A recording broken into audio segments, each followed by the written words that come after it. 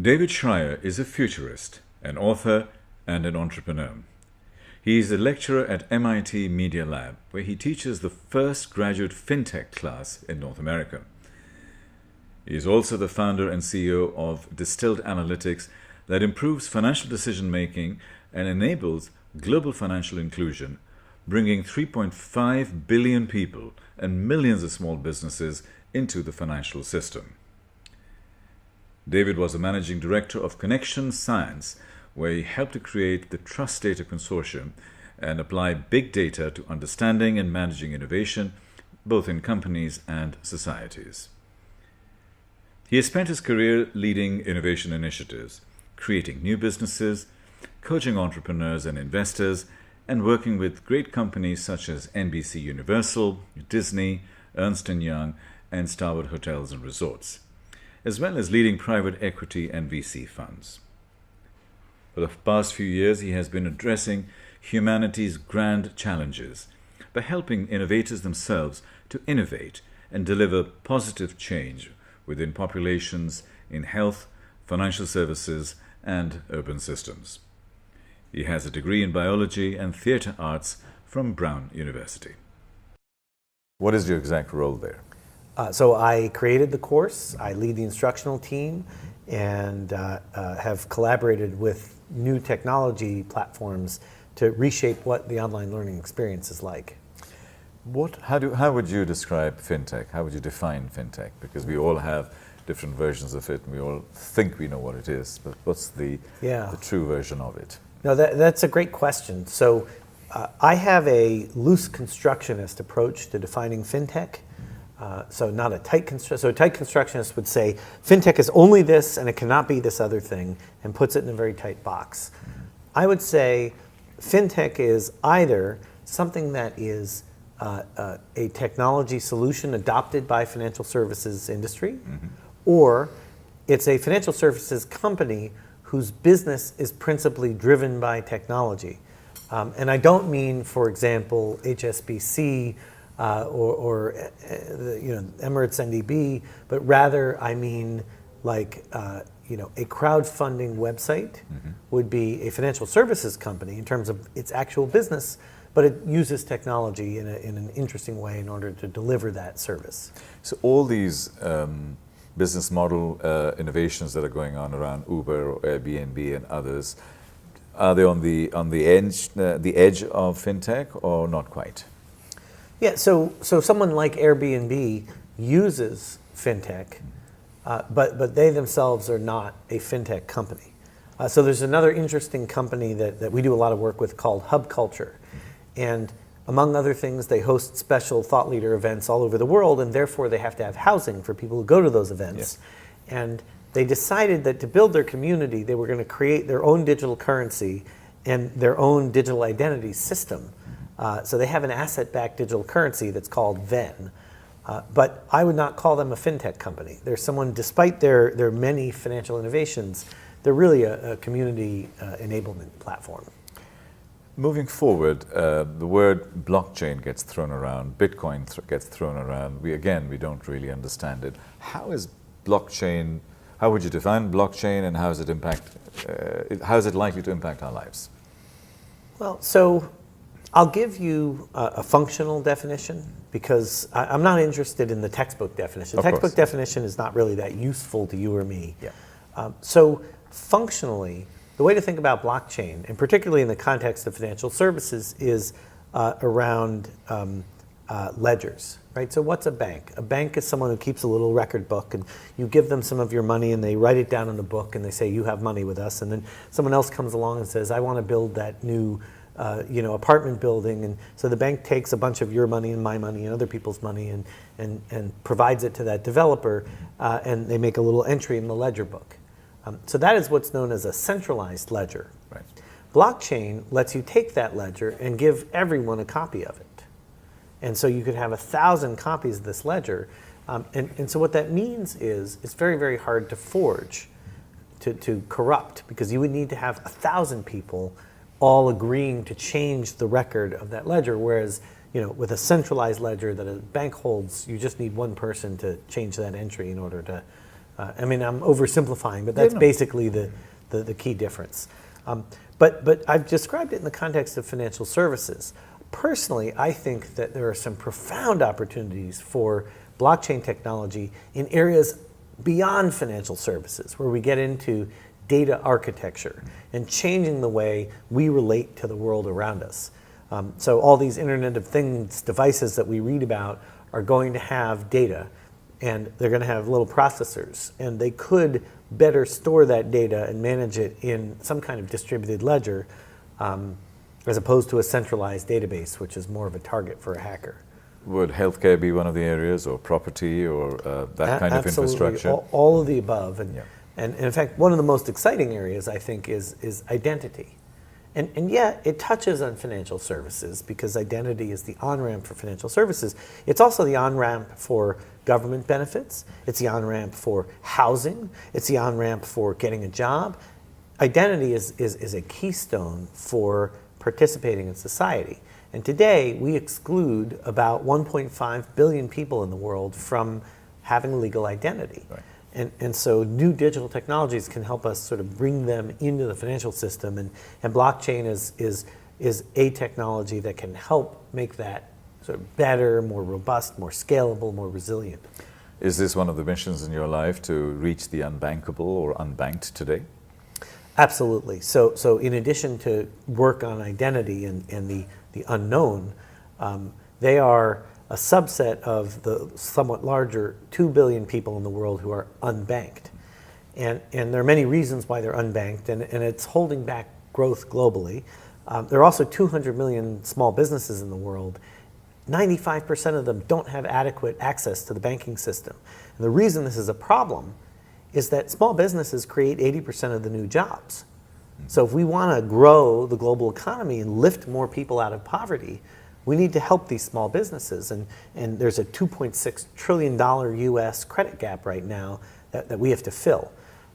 So I personally am working on a startup company called, aside from my work at MIT, working on a startup company called Distilled Analytics that is trying to help with this issue of better credit models that would let you bank the unbanked person, or let you extend credit in an intelligent fashion to a small business. This podcast is going to millions of people within the emerging markets, including the Middle East and parts of Africa. You mentioned Africa earlier on, and you very interestingly said that that's the miracle that's about to happen, that we can reach out to. Could you explain that a wee bit more, please?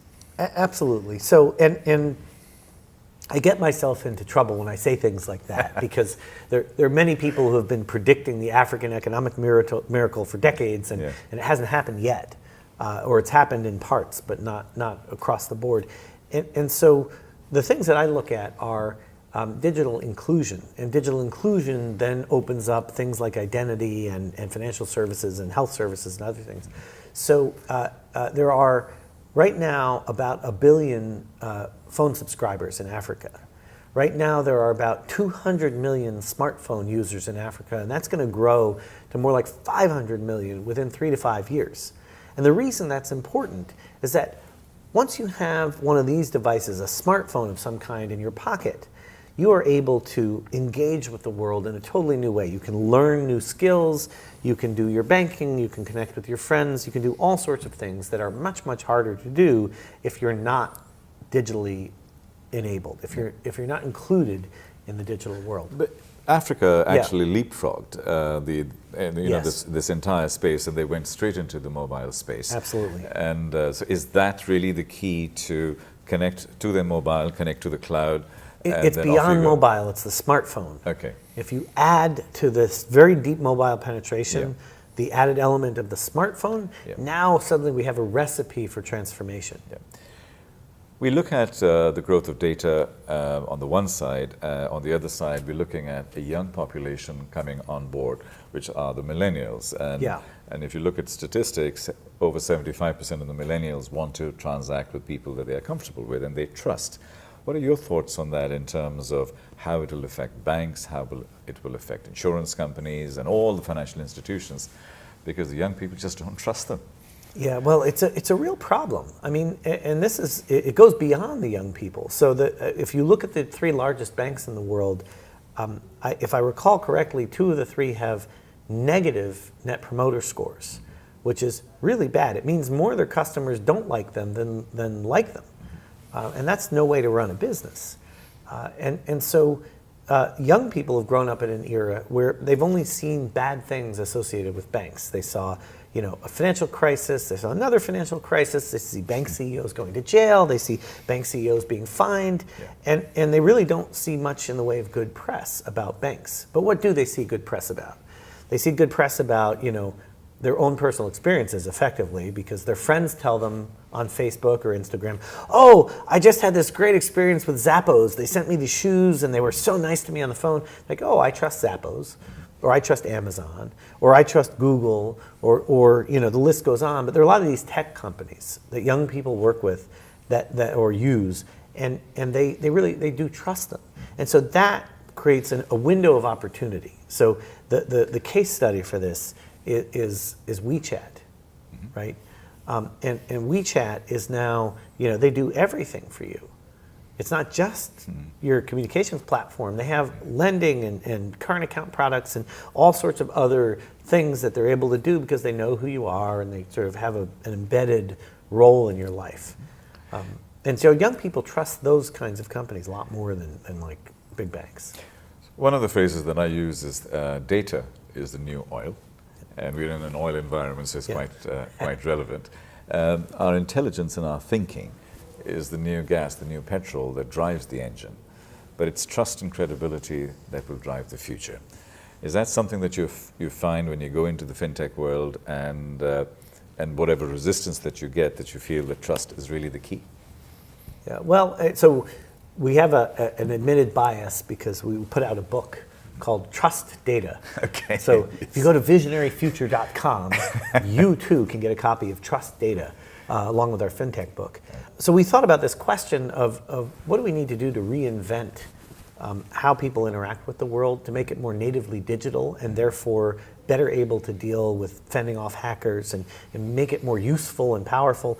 And trust is this essential factor that we've lost a lot of. We've lost a lot of trust in our banks, and we've lost a lot of trust in our institutions. And so rebuilding trust is something I think we can do through technology and through proper use of data. There's absolutely an opportunity to do that. The world is tilting towards data-centric companies, and it's going to Boston, it's going to Silicon Valley. Whether it's Elon Musk with an automobile industry or as a lot of people call it, a computer that they happen to put a car chassis around. Yes, indeed. So we've got a tilted playing field now. Yeah. My question is, do we need to cluster around Boston or San Francisco, or can we do it in Dubai? Can we do it in Singapore? Can we do it in other countries? Because now with connectivity and the cloud, geography should be less relevant. Well, so yes and no. So you absolutely can do it. You can do it in Dubai. You can do it in Singapore. You can do it in Zurich. You can do it in London. There are other places besides Silicon Valley or New York or Boston.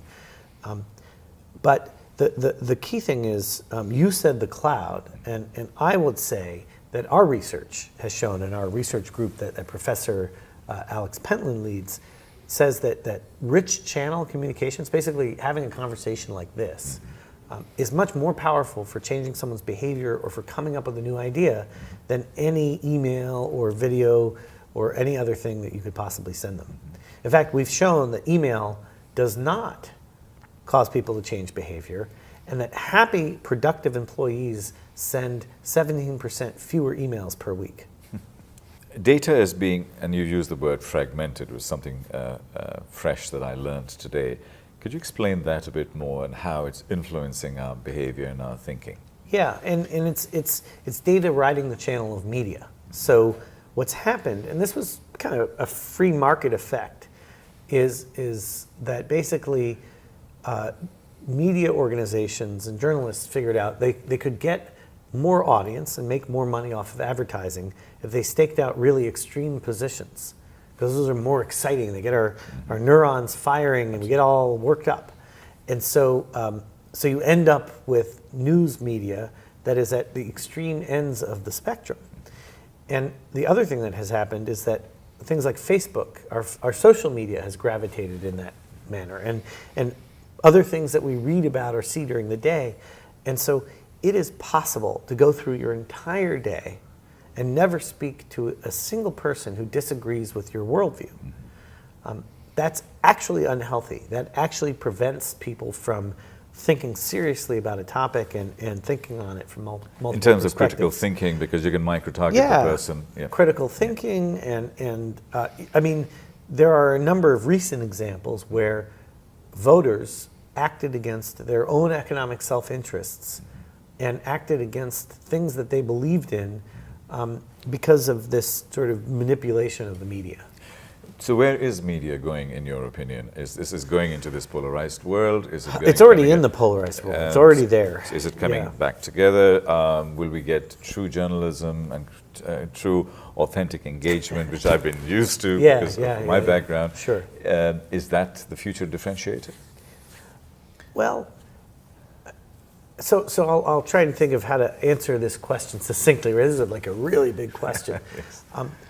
What I'd like to see happen is for us to be able to find more common spaces where we can talk to people who have a different point of view and actually kind of have an intelligent discussion. And so, whichever end of the political spectrum you sit on with respect to the recent U.S. election, I think everyone can agree that Donald Trump is a polarizing figure. That there are some people who really, really think he's amazing, and there are some people who really, really think he's awful. And one of the most interesting things I saw recently was on Reddit.com. There's the community website where there's a place you can go to ask questions of Trump voters. And it's not a place for trolls. It's not a place that's obnoxious. This is a place where people can genuinely ask, so why did you vote for Donald Trump? Or what do you think about his healthcare policy? Or what do you think about his tax policy? Or what do you think about how he treats the rich? And get an honest answer from someone who might have voted differently than you. And so I think that's a wonderful thing that it exists. I don't see enough of that going on where people with different points of view actually end up talking to each other. Let's talk about big data, which is effectively taking over our lives in many, many ways. And then if you put a layer of artificial intelligence on top of it, and then a bit of cognitive thinking on top of it, and Watson and so on, and 90% of our brain, on the left side of our brain, is being taken over by these engines. So we're only left with imagination and intuition and creativity and the warmth and relationships and those wonderful things. Is that where the future is, in your view, and going back to values and going back to basics? Or is that too soft a question to a fintech expert? Okay, so I actually spend a lot of time thinking about innovation science, and so the question is very apt. My view of where that is going, so part of what you're describing is this idea that AI might take over the world, that it's already taking over big parts of the world. And I'm a proponent of what people call the centaur theory. Centaur is this mythical creature that's half horse and half man. Yes. And so if you apply that to the human machine experience, or what we're calling augmented intelligence, the best chess player in the world is not Watson. The best chess player in the world is a mid-ranked human chess player and a good AI. And so this notion of these centaurs, these hybrid or blended models, is where I think the future is going. And so you talked about this idea of people need to be more creative, and the answer is absolutely. I mean, I think creativity and ingenuity and intuition are things that thus far we have not been able to teach computers how to do. Yeah.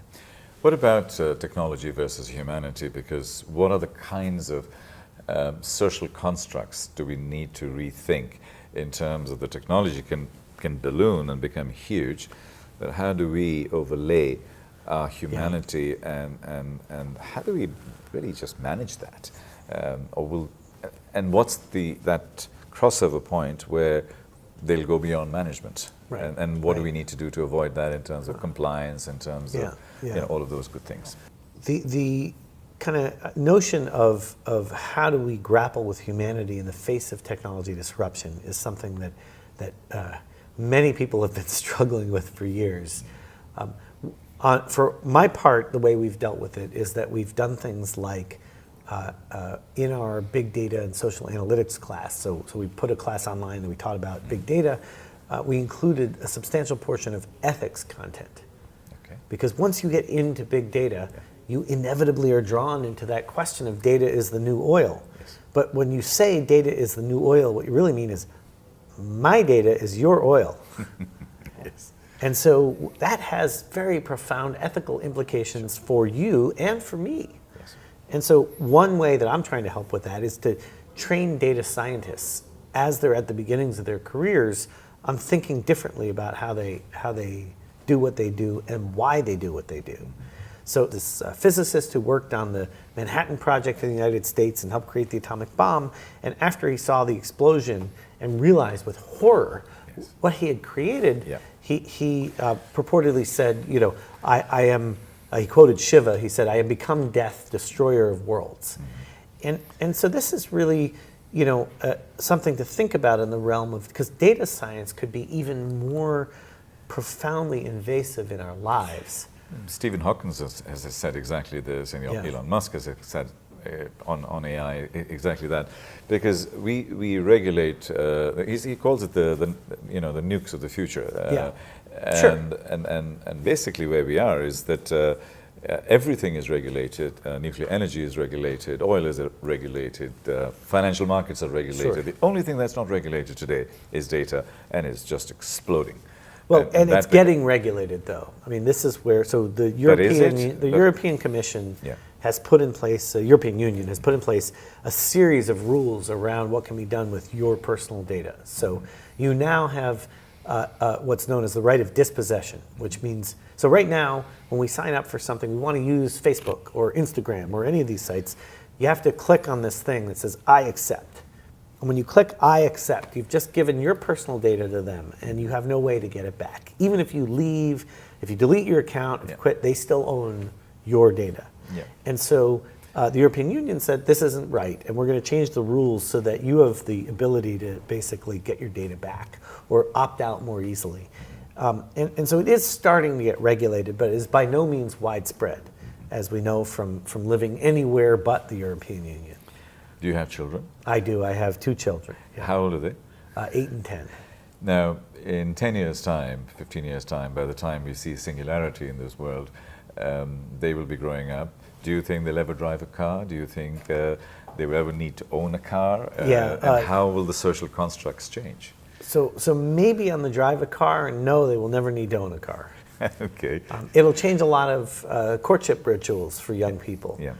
It'll change a lot of rites of passage, right? So the going to take driving lessons when you're a teenager, and then having your parent take you out and help you learn with your permit how to drive, and then you finally get your license. I mean, this is how the system works in the U.S. Yes. Exactly. That all is going to go away because we just pick up our phone and we hit Uber, and Uber picks us up and drives us somewhere. In terms of their learning and education, one of the phrases that I use, education is dead, long live learning. Yes. And then learning how to learn and so on. How do you actually empower your children, since you're a scientist yourself, and you mentioned that your wife is in the healthcare sector, so you are the really future advanced parents. Well, how do you deal with that, and what do you tell them? This is, I mean, I do try and limit their screen time, because it turns out it's really important that we learn how to interact in the real world. Yeah. And I do try and provide them varied and diverse experiences, but I also don't pretend to hide under the rock of Luddism, that the saying that all technology is bad or evil. So I bought them laptops, and I've bought them what I consider to be better games for the Xbox. So like Let's Dance, which is an actual sort of exercise game that's fun, rather than buying them games with lots of guns and killing people. Sure. David, you've been very, very indulgent with your time. We're very grateful. Are there any things that I may have missed that you'd like to mention? Any core messaging to the emerging markets that we are addressing? or to young people in this region, either on fintech or on technology in general? Yeah, so I would say that this is a time of tremendous opportunity. I would say that young people should be fearless and bold. They should take risk. Now is a time where the world is changing so fast that you can create a new future for yourself if you're willing to take that leap. One final question, which culturally is very difficult in this part of the world, Yeah. and that is the word failure. This country, this part of the world, does not understand culturally or otherwise the meaning of failure. While in Silicon Valley or in Boston, we tinker and we fail and we learn, and that's literally something that you work with. Yes. It's an expression. Fail fast. Fail fast, fail forward. So what are your thoughts in terms of failure within this kind of fintech space and the technology space, because the vast majority of the companies over the next 5 years are not going to make it? Absolutely. So failure, 90% or more of startups are going to fail. Statistically, this is what we know from decades of starting companies and looking at startups. And so it's important that people understand that is a natural and healthy evolution. In fact, what I tell innovation executives or people at big companies or entrepreneurs, if you're not failing 80% of the time, you are not taking enough risk. You are not trying enough new things. So failure is actually healthy and important. And so I would advise both the young people who are thinking about maybe starting something, and also the other folks around them, employers who might hire someone after their startup, or investors who might look at someone who had a business that didn't work out and now they're raising money again, and say, here's an opportunity potentially to have someone who is older and wiser, if you would, and has learned from certain experiences, and that this is a natural part of a healthy startup ecosystem. Let's imagine that we're in a time capsule and we projected ourselves to your 85th birthday. And so David's there and everybody's come to sort of see you there. What will we be celebrating? What has David achieved? What is his legacy? He's helped 1 billion people in the world enter the financial system. And what are these people saying? So they're saying, I was able to get a loan and build my business because David's company helped me out. I mean, that would be something that I would like to see happen in the world, and that's the kind of challenge that we put forward to the young people we teach in our classes. You know, we have a whole entrepreneurship program, and we say to them, solve a problem for 1 billion people. Yes. We don't expect all of them to magically have companies that scale to 1 billion people, but we want them to think big, to be audacious, to make a difference. David, real pleasure, real privilege. Thank you. Thank you, sir.